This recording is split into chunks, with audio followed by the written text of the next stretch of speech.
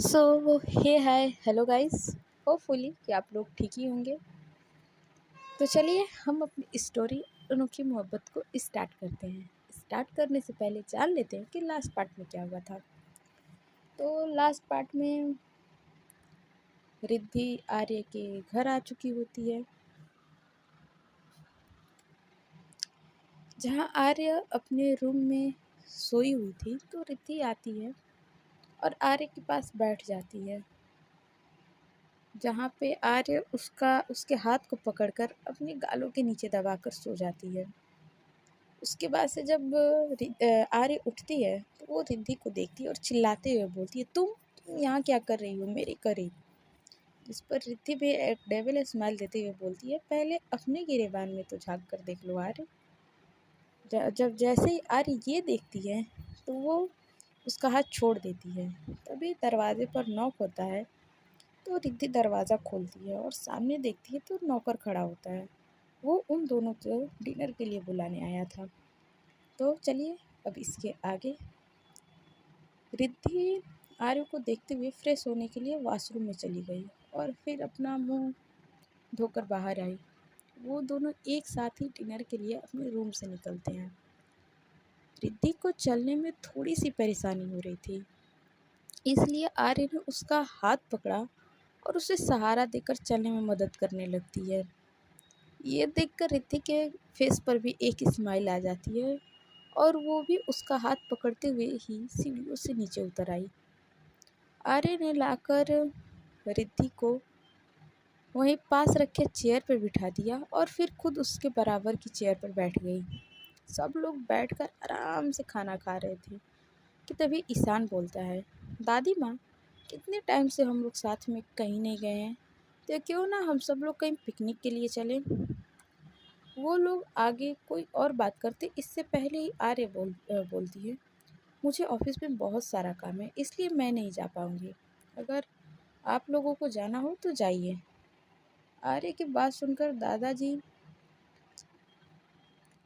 आर्य से नाराज़ होते हुए बोलते हैं, आखिर इतना भी क्या काम के पीछे पागल होना आर्य, जो ज़िंदगी में परिवार को कोई भी अहमियत ही ना दे रहे हो। मैं पूरे कपूर इंडस्ट्री का सीईओ होने के नाते तुम्हें 2 दिन की छुट्टी दे रहा हूँ। आर्य को डांट पड़ता देखकर रिद्धि और ईशान मुंह नीचे करके हंसने लगते हैं। आर्य ने छुट्टी लेने से मना करने की कोशिश करते हुए कहा, लेकिन दादाजी, अभी अभी नया प्रोजेक्ट शुरू हुआ है और मुझे उस पर बहुत काम करना है। जिस पर दादी माँ उसे चुप करवाते हुए बोलती हैं, आर्य, कुछ भी कहने की कोई ज़रूरत नहीं है, हम सब जा रहे हैं और ये फाइनल है, समझी तुम।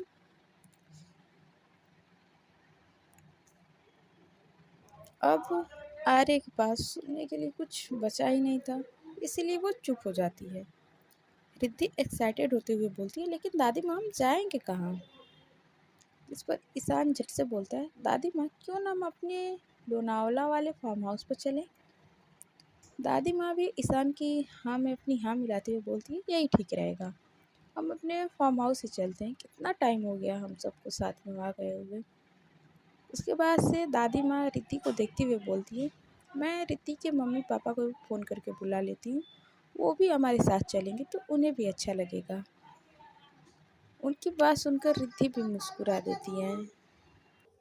उसके बाद से ईशान धीरे से दादी के कान में बोलता है, दादी माँ वो उस पर दादी माँ भी ईशान के कान में धीरे से फुसफुसाती हैं, ये वो करने की कोई ज़रूरत नहीं है ईशान, मैं जानती हूँ कि तुम क्या कहना चाहती हो, चिंता मत करो, नेहा को भी बुला लूँगी।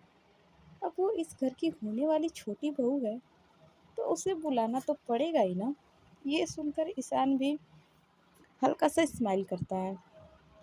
उसके बाद से आर्य बोलती है, तो ठीक है, अब सब जाना ही चाहते हैं तो मैं वहाँ काका को फ़ोन कर देती हूँ और वो फार्म हाउस हम लोगों के लिए रेडी कर देंगे। लेकिन हम कल नहीं जाएंगे, परसों चलते हैं ताकि मैं कल अपना सारा काम निपटा सकूँ। दादाजी और दादी माँ एक साथ बोलते हैं, तो ठीक है, परसों का दिन तय रहा, सब लोग अपनी अपनी पैकिंग कर लेना। रात को बेडरूम में रिद्धि वॉशरूम में से अपना नाइट सूट पहनकर निकलती है। तो उसने देखा कि आर्य पेट के बीचों बीच तकिए की एक दीवार बना रही थी। उसे ये सब करता देखकर रिद्धि ना समझी में उसे बोलती है, ये तुम क्या कर रही हो आर्य? जिस पर आर्य बोलती है, मैं तुम्हारे किसी भी बात का जवाब देना ज़रूरी नहीं समझती। अगर तुम्हें यहाँ सोना है तो चुपचाप आकर सो जाओ, लेकिन खबरदार जो नींद में भी मेरे करीब आने की कोशिश की तो।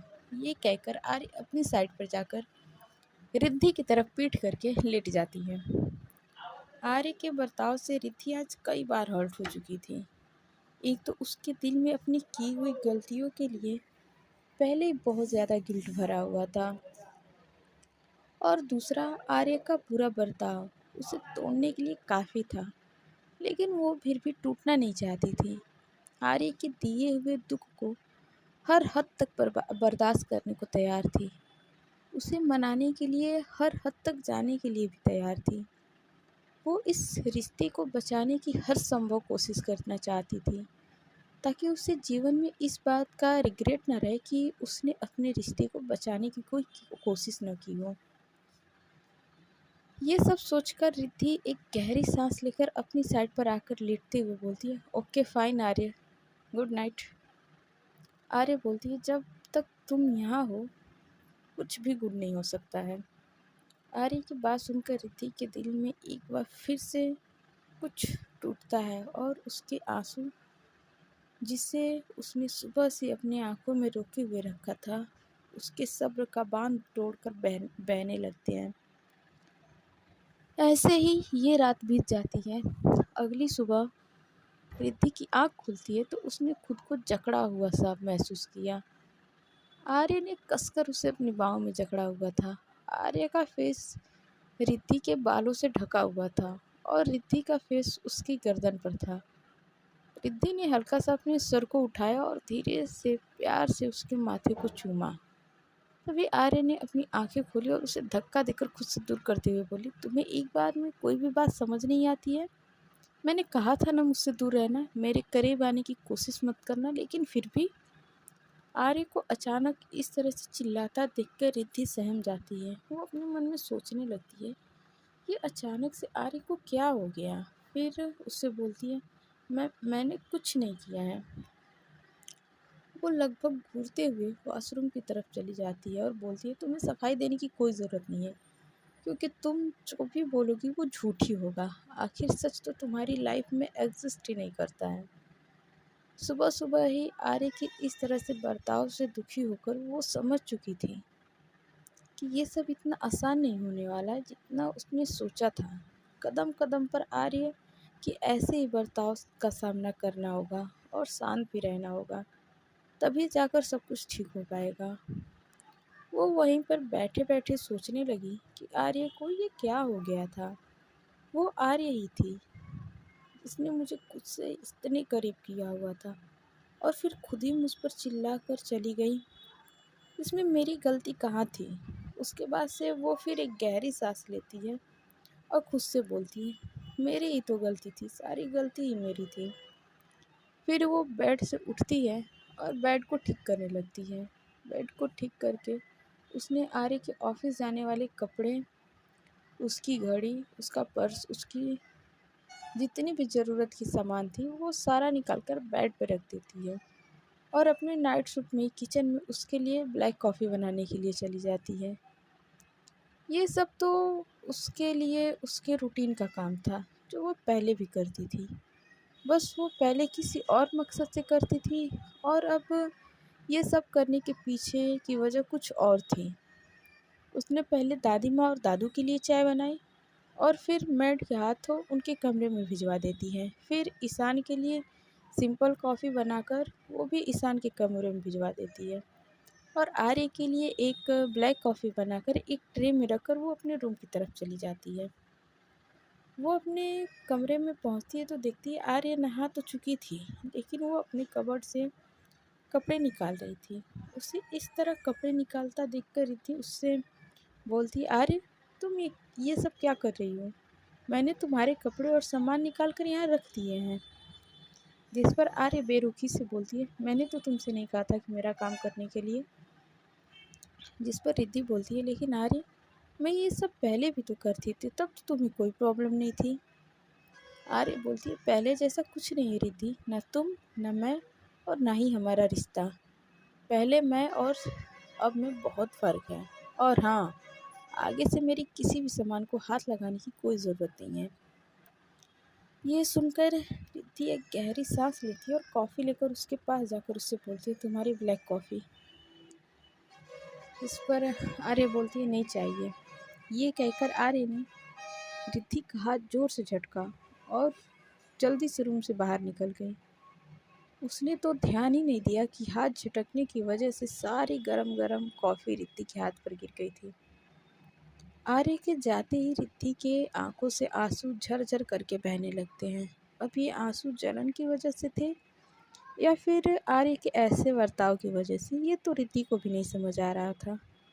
उसने जल्दी से कॉफ़ी का मग साइड में रखा और बाथरूम में चली गई। वहाँ जाकर वाश बेसन में नल के नीचे अपना हाथ किया और उस पर पानी डालने लगी और मन ही मन बोली, नहीं, तुझे रोना नहीं है रिद्धि। अभी तो हार मान जाएगी तो कैसे चलेगा। अभी तो न जाने कितने और पड़ाव पार करने तुझे आर्य से माफ़ी मांगने के लिए। लेकिन सच में जलन बहुत ज़्यादा हो रही थी। रिद्धि का पूरा हाथ जल चुका था और पूरी तरह से लाल हो गया था। रिद्धि ने फटाफट से शावर लिया और एक सूट पहना। फिर पूरी तरह से तैयार होकर वो नीचे आई। उसने ना तो अपने हाथ पर कोई दवाई लगाई थी और ना ही पट्टी बांधी थी, क्योंकि वो नहीं चाहती थी कि किसी का भी ध्यान उसकी चोट पर जाए। सीढ़ियों से उतरते हुए उसकी नज़र आर्य पर गई, जो डाइनिंग टेबल पर बैठकर बड़े आराम से अपना नाश्ता कर रही थी। ईशान रिद्धि को देखकर बोलता है, गुड मॉर्निंग भाभी। रिद्धि ने भी प्यार से उसका जवाब दिया, गुड मॉर्निंग ईशान। रिद्धि को देखते ही दादी माँ उससे बोलती है, अरे रिद्धि बेटा, आपने कितनी देर लगा दी, नाश्ता ठंडा हो रहा है, आओ जल्दी आओ। तुम ही बाकी हो, सब लोग नाश्ता कर रहे हैं और मेड को तुम्हें बुलाने के लिए भेजा था, लेकिन शायद तुम बाथरूम में थी। रिद्धि बोलती है, जी दादी माँ। इतना बोलकर रिद्धि ने दादी माँ और दादाजी के पैर छूकर बोलती है, गुड मॉर्निंग दादी माँ, गुड मॉर्निंग दादू। दादाजी उसके सिर पर हाथ रखते हुए बोलते हैं, गुड मॉर्निंग बच्चे, हमेशा खुश रहो। दादी माँ बोलती है, गुड मॉर्निंग रिद्धि बेटा, तुम्हारी और मेरे आर्य की जोड़ी हमेशा बनी रहे। और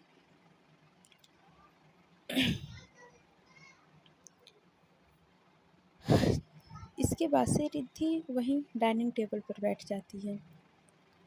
रिद्धि आर्य को देख रही थी, पता नहीं कैसे, लेकिन आर्य भी उसकी तरफ हल्का सा देखती है, जिससे कि उन दोनों की नज़रें एक दूसरे से टकरा जाती हैं।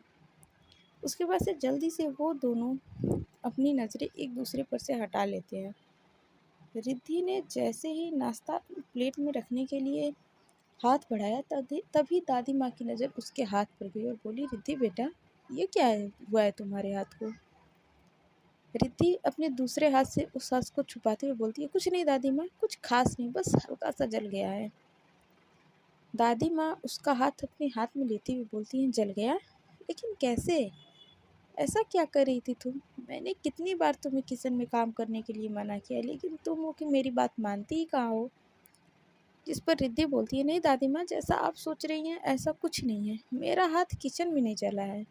और फिर आर्य की तरफ देखती हुई बोलती है, बस थोड़ी सी कॉफ़ी गिर गई थी और आप चिंता मत करो, ज़्यादा जलन नहीं हो रही, बस हल्की सी है।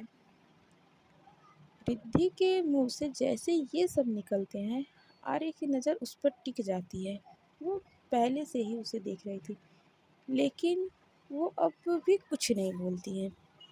दादी माँ के फेस पर एक चिंता के भाव उभर आते हैं और वो उसके हाथ को फूंक मारती हुई बोलती है, तुम इसे थोड़ा सा कह रही हो, थोड़ा सा नहीं है बेटा, बहुत ज़्यादा जल गया है, सच बताओ, बहुत ज़्यादा जलन हो रही है ना। जिससे रिद्धि आर्य से अपनी नज़र हटाते हुए बोलती है, दादी माँ, आपकी बहू इतनी कमज़ोर नहीं है जो इन छोटी छोटी चोटों से डर जाए। इतना सा दर्द तो वो आसानी से बर्दाश्त कर सकती है। कहीं न कहीं आर्य को अपनी गलती का पता चल चुका था। उसके लिए अब वहाँ एक पल भी बैठना मुश्किल हो रहा था। वो अपना नाश्ते की प्लेट को छोड़कर उठ जाती है और बोलती है, मेरा हो गया दादी माँ, मैं ऑफिस जा रही हूँ। दादी माँ बोलती है, अरे ऐसे कैसे हो गया बेटा, अरे तुमने खाया ही क्या है? जिस पर आर्य बोलती है, दादी माँ मेरा बिल्कुल भी मन नहीं है, जितनी भूख थी उतना मैंने खा लिया है, अब मुझे लेट हो जाएगा इसीलिए मैं ऑफिस जा रही हूँ।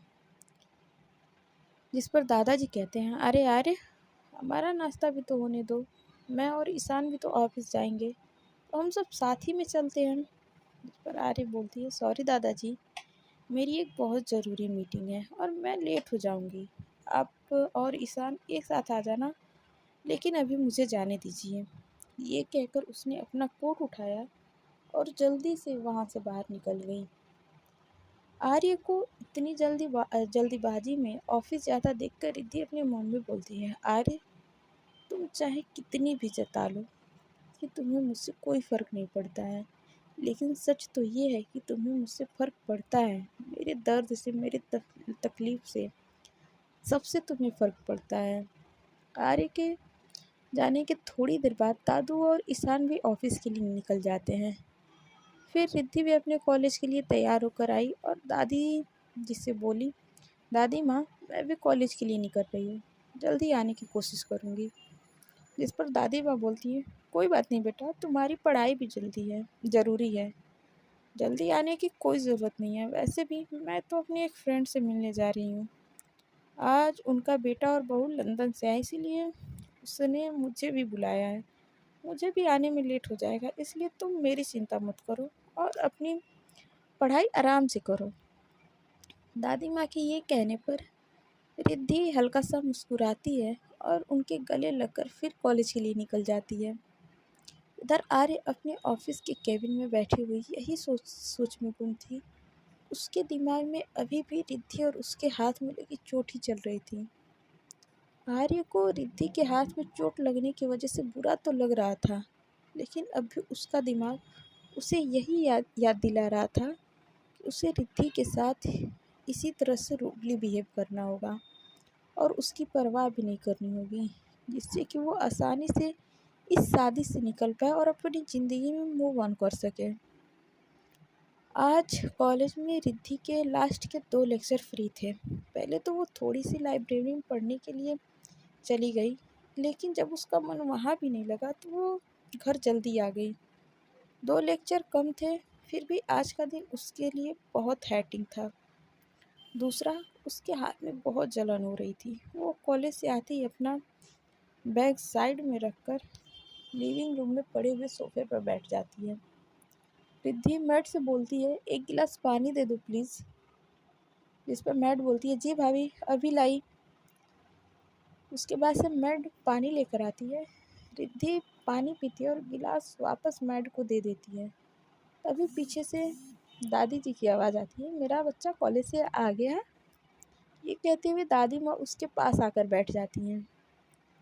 रिद्धि उन्हें देखकर सीधा बैठते हुए बोलती है, हाँ दादी माँ, आपका आज का दिन कैसा रहा, कैसा लगा अपनी फ्रेंड से मिलकर? जिस पर दादी माँ बोलती है, मेरा दिन तो बहुत बढ़िया रहा, लेकिन मुझे लग रहा है कि तुम्हारा दिन कुछ खास नहीं गया, कुछ ज़्यादा थकी हुई लग रही हो। जिस पर रिद्धि बोलती है, हाँ दादी माँ, आज वैसे तो 2 लेक्चर कम थे, लेकिन आज मैं सच में बहुत ज़्यादा थक गई हूँ। दादी माँ बोलती है, जाओ जाकर नहा लो, नहाने के बाद तुम्हें कुछ फ्रेश लगेगा, फिर हम दोनों साथ में बैठकर चाय पियेंगे। रिद्धि कहती है, ये सही आइडिया है दादी माँ। मैं जल्दी से फ्रेश होकर आई, फिर मैं अपने और आपके लिए एक बढ़िया सी चाय बनाती हूँ। तो दादी माँ कहती है, अरे नहीं बेटा, तुम मुझे पुराने ज़माने की खड़ूस दादी माँ मत समझो, तुम्हारी सास नहीं है तो क्या, तुम मुझे अपनी सास जैसा ही समझो, और सास भी तो माँ जैसी होती है। मेरी कोई बेटी नहीं थी, तो अब तुम मेरी बेटी हो, और अब एक माँ अपनी बेटी के लिए इतना तो कर ही सकती है। अब जाओ, तुम जल्दी से नहा कर आओ, मैं तुम्हें अपने हाथों की बढ़िया सी चाय पिलाती हूँ, इसे पीकर तुम अपनी सारी थकान एक पल में भूल जाओगी। और हाँ, आज तुम लंच लेकर भी नहीं गई थी, तो तुम्हारे लिए खाना भी गर्म करवा देती हूँ। जिस पर रिद्धि दादी माँ के गले लगकर बोलती है, आप बहुत अच्छी हो दादी माँ, और खाना गर्म करवाने की कोई ज़रूरत नहीं है, वो मैंने कैंटीन में कुछ खा लिया था, इसीलिए भूख नहीं है। ये कहकर रिद्धि अपने कमरे की तरफ चली जाती है और जाते ही सीधा बाथरूम में घुस जाती है। वो शावर के नीचे खड़ी होकर अपनी सारी थकान मिटाने लगती है। इधर ऑफिस में आज आर्य की आगे आगे की मीटिंग कैंसिल हो गई थी, तो वो तीनों जल्दी से ऑफिस से निकल आते हैं। लेकिन ईशान को आइसक्रीम खानी थी, तो वो दादू को अपने साथ ले जाता है और आर्य अकेली ही घर आती है। आर्य ने घर के अंदर आते ही दादी माँ को देखा, जो कि लिविंग रूम के सोफे पर बैठकर टीवी देख रही थी। वो उनके पास आती है और उनके गले लग जाती है। उसे जल्दी आया देखकर दादी माँ बोलती है, आर्य तुम आज इतनी जल्दी कैसे आ गए? इस पर आर्य बोलती है, वो दादी माँ आज हमारी मीटिंग कैंसिल हो गई थी और ऑफिस में ज़्यादा काम भी नहीं था, तो इसीलिए मैंने सोचा कि क्यों ना आज की शाम आपके साथ बिताई जाए। जिस पर दादी माँ कहती हैं, हाँ हाँ क्यों नहीं, सब समझती हूँ मैं कि शाम किसके साथ बितानी है तुझे, और तू किसके लिए ऑफिस से जल्दी आई है। आर्य बोलती है, दादी माँ ऐसी कोई बात नहीं है, अब हर बात को रिद्धि की तरफ ही क्यों ले जाते हो। जिस पर दादी माँ मुस्कुराते हुए कहती है, मैंने तो रिद्धि का नाम भी नहीं लिया, तूने ही लिया है। जिस पर आर्य फ्रस्ट्रेट होते हुए कहती है, दादी माँ प्लीज़। दादी माँ कहती है, ठीक है अब और कुछ नहीं कह रही हूँ, जा जाकर फ्रेश हो जा। आर्य भी वहाँ से उठती है और अपने कमरे की तरफ चली जाती है। इधर आर्य कमरे में आती है। रिद्धि ने नहाने के बाद अपने कपड़े लेने के लिए हैंगर की तरफ हाथ बढ़ाया, तो उसने देखा कि वहाँ तो उसके कपड़े हैं ही नहीं। वो जल्दबाजी में अपने कपड़े ही लेना भूल गई थी। तो वो अपने मन में बोलती है, ओह शिट, ये क्या हो गया, मैंने तो अपने कपड़े ही लाना भूल गई, अब मैं बाहर कैसे जाऊँ, क्या करूँ क्या करूँ। ऐसा करती हूँ, ये टॉवल लपेट कर ही बाहर चली जाती हूँ, कौन सा आर्य अभी इतनी जल्दी आने वाली है। और अब जब उसे पता है कि मैं घर पे हूँ, तो वो जानबूझकर और भी लेट आएगी। ये सोचकर रिद्धि ने वो टॉवल उठाया और उसे अपने चारों ओर लपेटकर बाथरूम से बाहर निकलकर अपने कमरे में आ गई और अपने कबर्ड को खोलकर अपने कपड़े निकालने लगी कि तभी उसे दरवाजे के लॉक होने की आवाज़ आती है। उसने जैसे ही अपने पीछे मुड़कर देखा, तो आर्य को अपने सामने देखकर उसकी आंखें बड़ी बड़ी हो जाती हैं और वो बहुत जोर से चिल्लाती है, आर्य तुम। रिद्धि के जोर से चिल्लाते ही आर्य भागकर उसके पास आती है और उसके मुंह पर हाथ रख के बोलती है, पागल हो गई हो क्या, जो इतनी तेज चिल्ला रही हो, क्या चाहती हो कि अब बाकी के घर वाले भी तुम्हें इसी हालत में देखें। रिद्धि ने जल्दी से अपनी गर्दन ना में हिलाकर उसे इनकार किया। आर्य का एक हाथ रिद्धि के कमर पे था और दूसरा उसके मुंह पर। रिद्धि तो उसकी इतनी करीबी से ही सब कुछ भूल चुकी थी और आर्य भी उसके फेस को ही देखे जा रही थी। पानी की बूंदें उसके बालों से टपककर उसके कोरे बदन पर आ रही थी, जो आर्य को मदहोश करने के लिए काफ़ी थी। रिद्धि का भीगा बदन, उसके बदन से उठती हुई खुशबू आर्य को रिद्धि में खोते जा रही थी। सो फ्रेंड्स, आज के पार्ट में बस इतना ही। मिलते हैं नेक्स्ट पार्ट में और जानते हैं कि आने वाले पार्ट में क्या होता है। और क्या मैं लाइव आऊँ, आप लोग बताओ, कमेंट में ज़रूर बताना। अगर आप लोग चाहते हो कि मैं लाइव आऊँ तो कमेंट में बता दीजिए। वैसे मैं भी सोच रही हूँ कि लाइव आऊँ, आप लोगों से बातें करूँ। तो चलिए चलते हैं, मिलते हैं फिर नेक्स्ट पार्ट में। तब तक के लिए bye bye, tata, take care. आप लोग अपना ध्यान